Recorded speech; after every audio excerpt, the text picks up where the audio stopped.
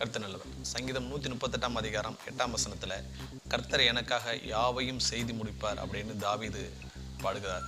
பாருங்க, தாவீது இருந்த காலத்துல சிலுவை வரல, தாவீது இருந்த காலத்துல இயேசுவும் இல்லை. ஆனால் தாவீதினுடைய விசுவாசம் கர்த்தர் எனக்காக யாவையும் செய்து முடிப்பார் அப்படின்னு சொல்றாரு. பாருங்க, இன்றைக்கு இயேசு பல வருஷங்கள் ஆயிடுச்சு, இன்றைக்கு சிலுவை பல வருஷங்கள் ஆயிடுச்சு.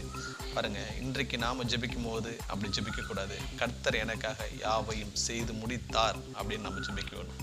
பாருங்க, அவர் உங்களுக்காக எனக்காக எல்லாவற்றையும் சிலுவையிலே செய்து முடித்திருக்கிறார். பாருங்க, அவருடைய தியாகத்திற்கு முன்பாக இந்த உலகத்துல வேற எதுவுமே இல்லைங்க. அவருடைய அன்பை ஒவ்வொரு நாளும் நினைத்து அவரை துதியுங்கள், அவரை ஸ்தோத்திரியுங்கள், அவரை அன்பை எண்ணி சந்தோஷப்படுங்க. பாருங்க, அவர் உங்களுக்காக எனக்காக யாவையும் செய்து முடித்திருக்கிறார். God bless you.